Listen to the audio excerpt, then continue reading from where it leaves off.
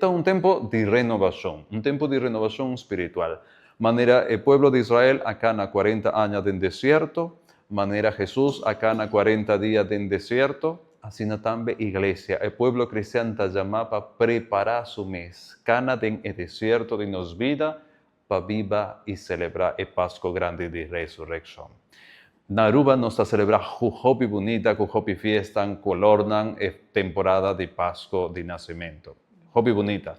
Pero a temporada bonita aí não tem sentido sem a temporada de ressurreição.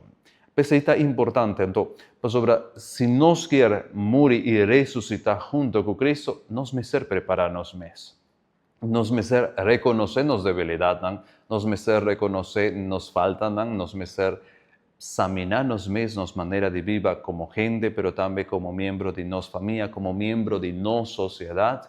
O acuatar nos comportação, o acuatar é falta com nossa raça e para começar a reparar, para começar vida nova em Cristo Jesus. Essa é a temporada de Quaresma que nós estamos dentro, chamada profundo que Deus está fazendo para uma renovação espiritual, uma renovação integral, não só de rezamento, não só de oração, sino também de nos vida com o outro, mas também de nos vida com nós mesmos.